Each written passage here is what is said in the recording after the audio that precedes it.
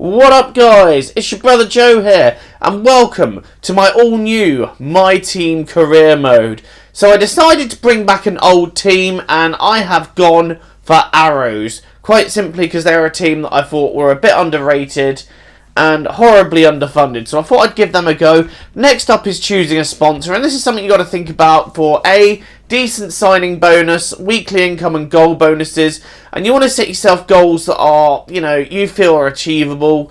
So it's something you've got to think through because you're in the corporate end of this now. We decided to go with Shark as that had, for me, a reasonable goal. Now, for power unit, for me, this was a no-brainer because I didn't want to spend an awful lot of money on that, and I decided to go with Honda. And again, Arrows, Honda, it just kind of feels right, it just feels right. So, next up, you got to choose a teammate. I decided to go with Mick Schumacher in the end. Now, it's no secret that I was the biggest Michael Schumacher fan growing up, so having Mick Schumacher as my teammate, something of an honour, really. And I know that a lot of other bigger YouTubers have gone for that. But here's our first interview. And wait a minute, is that Into the Barrier? Okay, we're live in 5, 4, 3.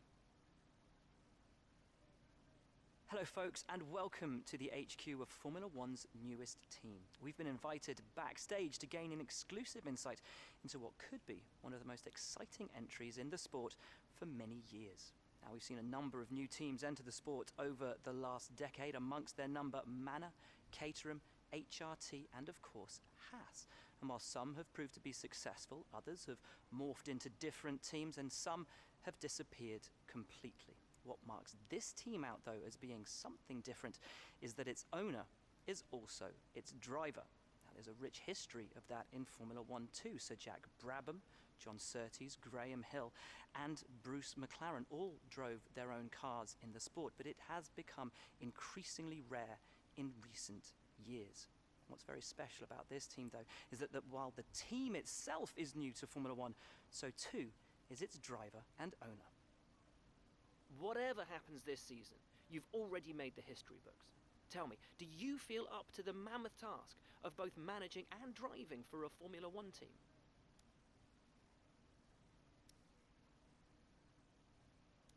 Every team needs two drivers, but what was it that drew you to your teammates?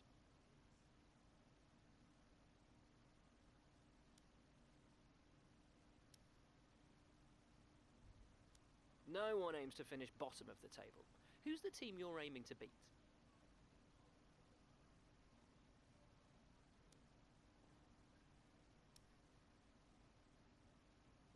How are you expecting the car to feel out on track?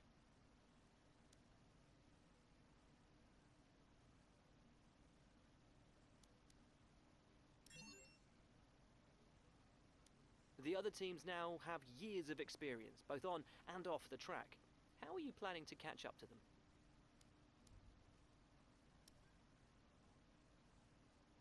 Overtaking is a key part of this sport. How have you ensured that your car can take advantage of each opportunity that comes your way?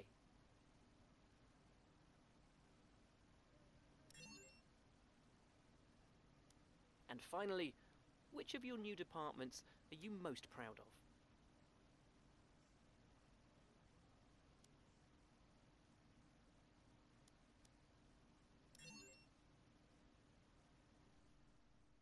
So that was our first interview then, and as you may know from previous F1 games, what you say in interviews, well, it can come back to bite you in the arse if you're not careful. Right then, let's have the review of the car.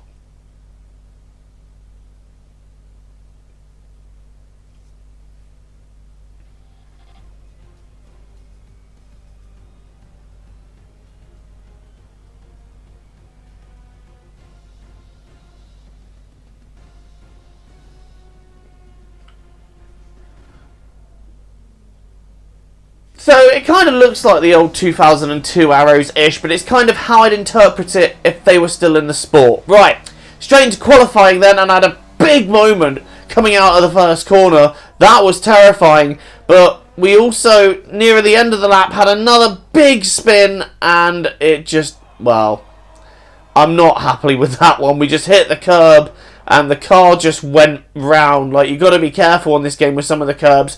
But after all that, we did manage to get a lap together. Unfortunately for us, it was only good enough for P19.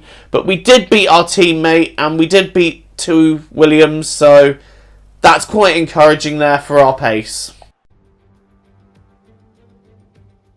It's finally time once again to begin what promises to be another thrilling season of Formula One action. Pre-season times, subject of so much discussion in recent weeks, mean nothing now, as the cars line up to battle it out for points once again. So let's get this season underway. Welcome to the Australian Grand Prix. The Melbourne circuit is certainly one that needs to be taken seriously. Its combination of slippery surfaces and difficult corners make it a tricky track when it comes to overtakes. Drivers find it hard to pass and will need to take full advantage of those DRS zones if they want to have any hope of breaking through. Can Mercedes start with victory in their bid to win a 7th consecutive Constructors' title? Could Ferrari or Red Bull establish an advantage early on? And with 22 cars on the grid, how quickly can the new team find their footing? Well, it's great to be back, Anthony Davidson. We've got a lot to talk about this year. That's right, Crofty. It felt like a long winter, but it's good to finally be back.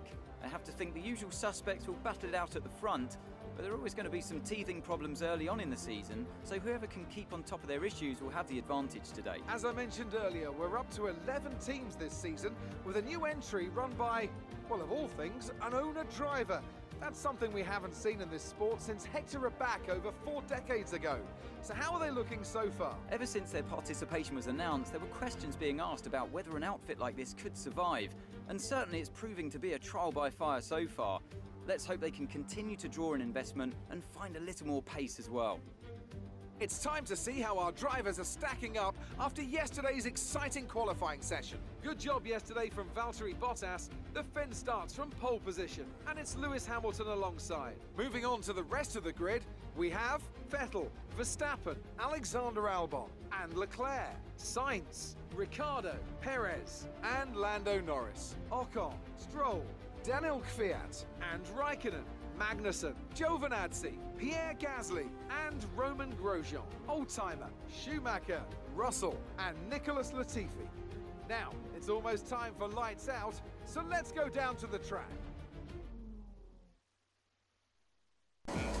Right then, it is the first race of the season. The 5 red lights are on, and it's lights out, and away we go. And we've got an absolutely incredible launch off the line there. We're even having a look, but Giovinazzi, has got the inside line. He's not letting us through there, and we've been hung out round the outside. Grosjean's trying to send it. I'm going to be very, very careful here. I'm just giving him as much space as he wants because this is Grosjean after all. But we're now heading down the straight. We're trying to hang it out around the outside. We're trying to get Giovinazzi as well, but that gap was just not going to develop for us. But we managed to hold out Grosjean nonetheless. That's P18. And while they're all bunching up, I am going to have a look at Giovinazzi here for 17th. And Kvyat, I've also kind of caught napping a little bit here as we take 16th. And we've ended the first lap there, and we've got Magnussen and Ocon ahead of us. And I love the side graphic on this game, where you can now see 5 cars, the 2 in front, 2 behind, and it gives you a more sort of live timing thing, but you've got to be careful not to watch that too much. It does become something of a catalyst if you end up staring at it. It does distract you. You kind of got to just look at what's in front of you. But I do like the graphic, and after the first lap, we are in 16th. We've made up 3 places. There is a yellow flag at the end of the second lap, however, and I believe that is for Max Verstappen. So just like the IRL season, Max Verstappen is the first retirement of career mode. I don't think he'll be too happy with that. I really don't think he'll be too happy with that. But we resume racing, and Kvyat is about to send one up the inside. I wasn't even aware he was sending one. And it's nice to see the AI going for it a bit more, rather than being a bit submissive. Like the AI, especially in this game, are going for it a bit more. And we've gone completely off here. You know, having a big moment, pushing too hard. We shouldn't lose too much time through that, though. Oh, what a race. We've moved up 4 positions off our starting position. We're 15th out of 21. which isn't too bad going. I'm trying to keep up with Magnussen, but he is very quick. And we've got another yellow flag out, which I believe is going to be for a car retiring. Can't see who it is. It's George Russell. That's bad luck for him. And the safety car comes out just as I pause to sort of get a replay on what's happened to him. And unfortunately, that's just going to be an engine failure right there. It looked like he was battling my teammate.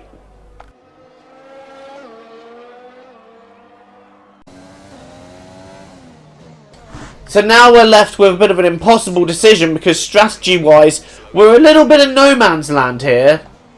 And as you can see, I make the very late call to come into the pits and try to somehow make the hard tyre last 22 laps.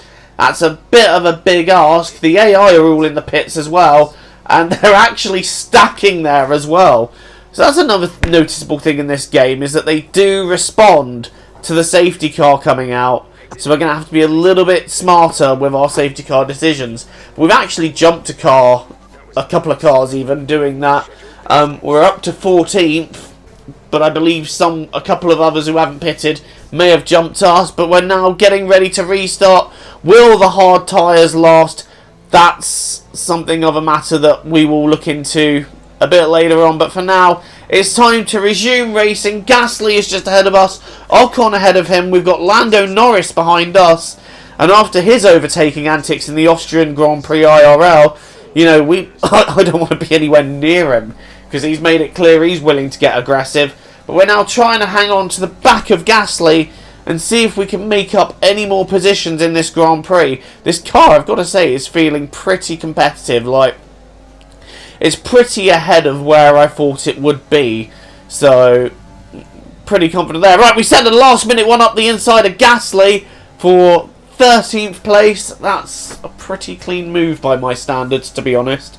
I will take that one. And now we set after getting after Ocon. Magnussen on soft tyres, so he doesn't believe that the hards will go to the end either. I'm unsure at this point, and Magnussen, he is ahead and he might be able to catch, and I think he has actually passed Ocon, so now we've got Esteban Ocon to deal with. And this ends up being a very late braking. Well, it wasn't supposed to be a move, it was supposed to be me trying to avoid hitting him, and I think in the end I did go into the front of his car, which helped me slow down. Wasn't it supposed to be an overtake? It wasn't supposed to be me absolutely sending it, but you know what? I'll take it. We're up to 12th and we are looking quite competitive here. Next up is Magnussen, who I believe is going to pit anyway. There is actually a car in the pits at the end of this lap. Who has pitted? It looks like a front runner that's come into the pits there. That's Valtteri Bottas. So Bottas deciding for whatever reason to pit. That's a very strange decision to pit then. That has probably cost him big time in the battle at the front. And as you can see at the end of the next lap, another car has come in. And at this point, I'm doing quick maths with the tyre wear. And when I realised how worn the tyres were starting to get and the rate they were wearing, I was doing some maths in my head. And I was starting to doubt whether they'd go to the end.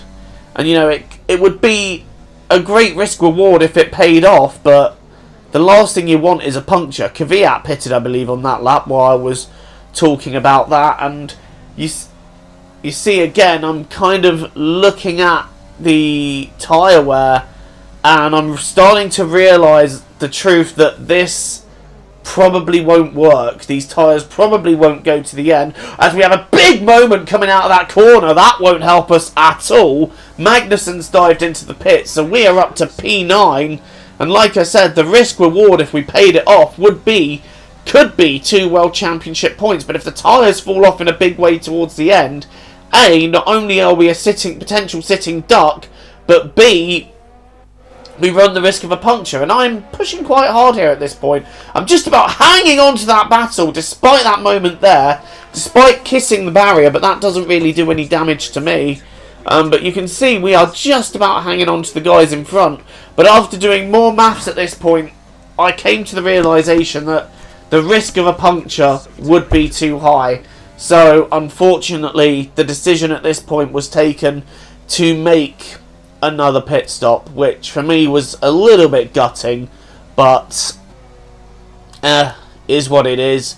It might mean that we get a good run at the end, but I decided to come in and take on the soft tyre and just see, you know, what we could make up. And actually, we don't fall too far behind the likes of Schumacher and Kvyat, so we might be able to have at them at some point. But we have actually got ahead of Kevin Magnussen, who was ahead of us earlier, so I will take that as a little bit of a win. But now we're going to set after and try and catch Mick Schumacher and Daniel Kvyat, our teammate and the Torpedo. Wow, that sounds like a great name for a band. Write that down. Teammate and the Torpedo. Just quoting the World's End there, casually one in the middle of the race. Right, we are now up to Daniel Kvyat and Mick Schumacher. We're going to absolutely send one up the inside of the Torpedo here. I just torpedoed the Torpedo. Yeah, that sounded a lot cooler in my head. Anyway, we're now coming right up to the back of Mick Schumacher now. And you can see he's already going very defensive. I'm giving it everything, trying to get past. He's not making it clear where he's going. He's locked up there, and we've just had to take avoiding action. And we've gained the place anyway. I'm not entirely sure of the legality of that move. But just look at that. Some pretty aggressive defending by Mick there. Followed by a lock-up. And as you can watch from Kvyat's view, I was tempted to go to the inside, but Mick covered. So then I tried to dive for the outside. He moved back, and, well, Kvyat's just sat there thinking, what the hell are these two lunatics doing in front of me? But now we're setting after Giovinazzi and catching him at a vast rate of knots. So even catching him is possible, and Bottas isn't too far up the distance either. And he's got another couple of cars to overtake. Could points still be on the horizon in our first race? We've got to get these moves done quickly if we're going to have a chance for points. So I'm looking at Giovinazzi. That was a bit of a desperate look, to be honest. Like, that was never going to amount to anything. It was a little bit of a cheeky look up the inside just to see if the move was on, but Giovinazzi had that covered. So we're now looking desperately at where we can do it, because Bottas is ahead and then two cars are ahead of him, and I'm just pushing in the desperate hope that maybe points are still on the horizon as we send one up the inside of Giovinazzi there. And I think we made slight contact with him in the corner just before that, and we were sort of pushing him round it.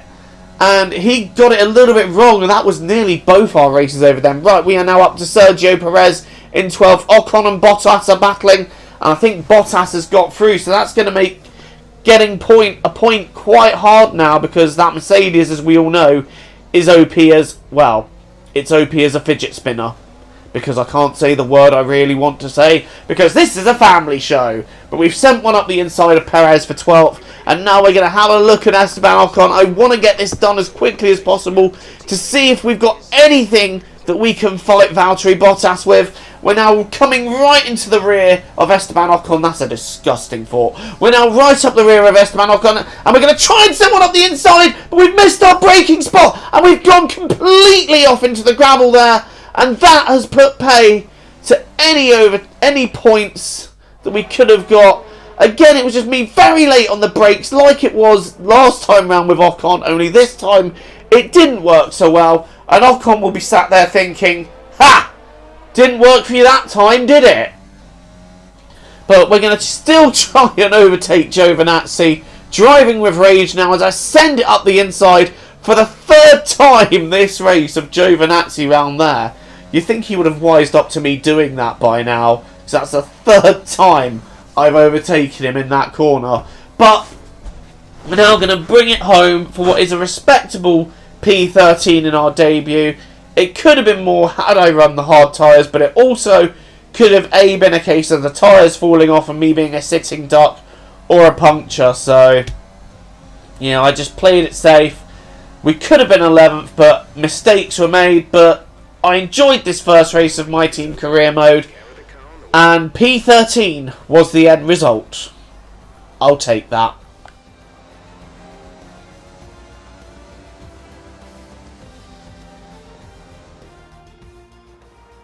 A great race then, and a fantastic victory here at Albert Park. And talk to me. What do you think it was that sealed the win for them? Well, the safety car completely changed the race, didn't it? It's hard to say exactly what would have happened without it, but there's no question that they came out of that situation in a good position. And here we are, a team that is no stranger to the podium, taking their place on top once again. A sublime race today, and a stunning win for Ferrari.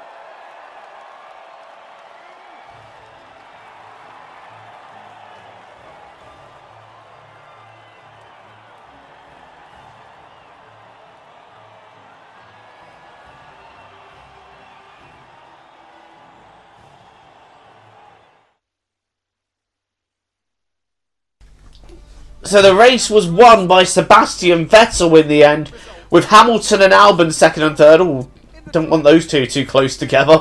But yeah, P13 in the first race, not too shabby. Could have been better, but, you know, we'll take it. And I'll leave you with these race highlights. Thank you for watching.